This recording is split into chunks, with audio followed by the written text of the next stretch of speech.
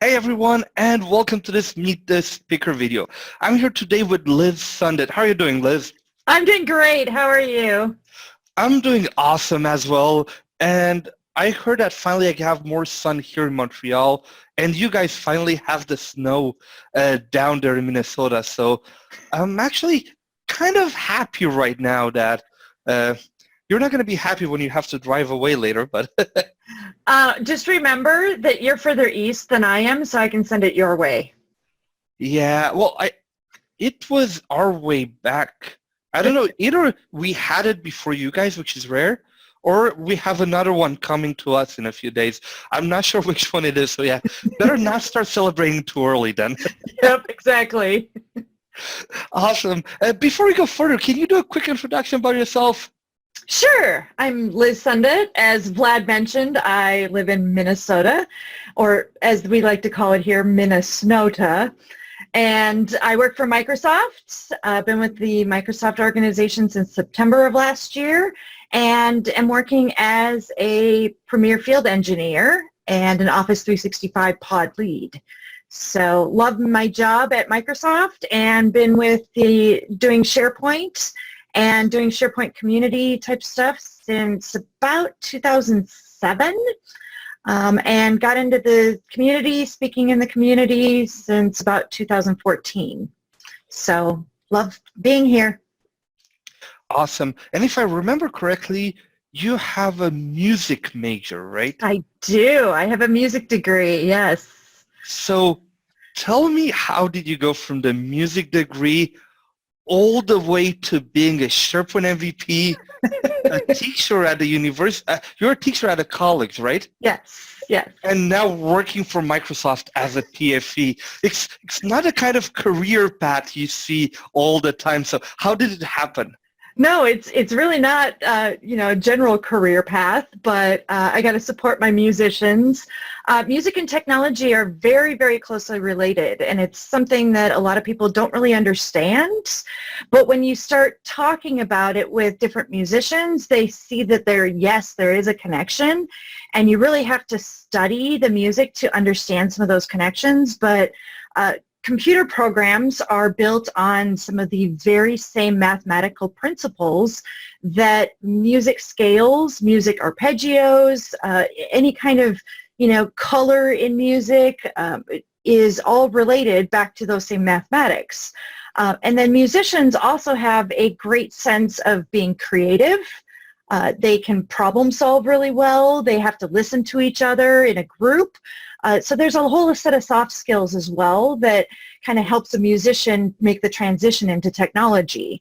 So when I started making the transition into technology, I used a lot of those soft skills as a musician and as a team player to make that transition, and can speak to different users in different ways and creatively come at a solution or creatively look at a problem. And so I took that and been doing technology stuff for over 10 years now.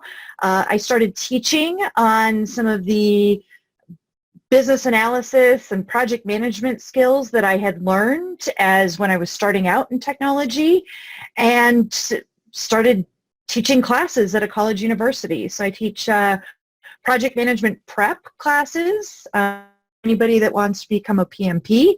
And then, just honed in on my SharePoint skills and kept going with that. And so here I am working for Microsoft. Was your first job out of the music, after the music degree, was it with SharePoint or with another tech? No, it was actually as a sales representative for a music company. Okay. And they figured out that, hey, she kind of knows this technology stuff, and asked me to kind of be a business analyst role, doing some of the IT upgrades. I came up with the first idea to have like a shared network or shared set of documents in a network file shares, and set that up very much like how I would, at first set up a SharePoint site. But keep in mind, this was back in like 1996, before we had SharePoint technologies available. Okay. So I'm pretty sure if I had to do it all over again, I'd be like, hey, SharePoint's where it's at. So yeah, so I was kind of an early adopter of SharePoint before even SharePoint was available, I feel like. Wow. And you've always been a bit more on the business analyst side, on the kind of quick wins out of the box. Did that job change a lot now that you're on a more PFE role at Microsoft, or is it mostly the same? So yeah, the PFE role is a lot more technical, but I've got kind of a nice specialized version of being a PFE. So I work as a Office 365 pod lead, which utilizes a lot of my business relationship skills. It utilizes a lot of my project management skills in really honing in on what the customer needs, doing some strategizing with the customer, doing some solution kind of architecting with the customer, and then I rely on a few other engineers that's part of my pod to be able to handle a lot of the really heavy lifting in terms of the technology side of things. So I feel very fortunate that yes, I did have the skills to be able to talk with the business, and I'm still able to do that even in my PFE role. That's great. And you've also been speaking at community events for years now. Yeah. Do you remember what your first event ever was? So my first event for SharePoint was in Utah, SharePoint Saturday in Utah in about 2014.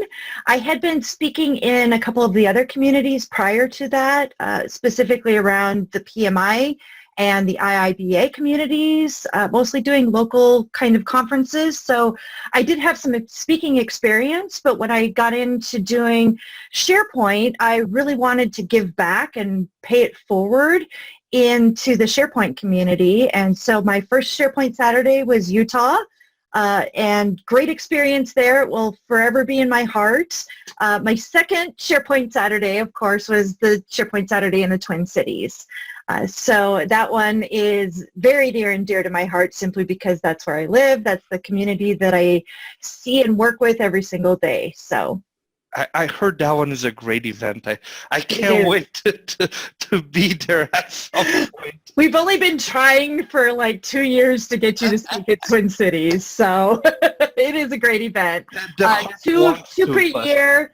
They do 2 per year. They have, easily the largest set of attendees that come to those conferences. There's about 400 people, and again, twice a year. So you're looking at doubling that. Really hoping to be there the next one if I'm not somewhere else in the world. Which is usually the problem. That's usually the problem. They need to bring the Concorde back for that travel. Then it would be doable. There you go. And now you've also spoke at SharePoint conference. Last year you spoke at, and you're speaking again this year in May. Yes, I'm very, very excited. I'm doing a team session. Last year I got to work the Teams booth both at the SharePoint conference as well as at Ignite. And so I'm very excited to be presenting a team session. It is on different use cases and different ways that I've adopted Microsoft Teams, that other people that I've talked with have adopted Microsoft Teams, and really coming at it again from the business side and how do we get started? Because that's a very common question that I hope to answer in that session. And then I'm also doing 2 of the diversity and inclusion track sessions. So I'm doing a session on the growth mindset, which is very much a big cultural thing at Microsoft.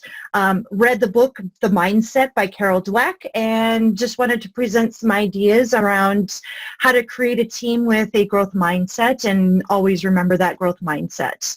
And then why I'm so scared of failing, even having that growth mindset. So getting a little vulnerable there, as well as different leadership styles is another session that I'm going to be presenting on, especially around leading with empathy. And that I've really honed in as a skill, especially doing some of the business relationship management types of stuff that I do, is leading with that empathy kind of first.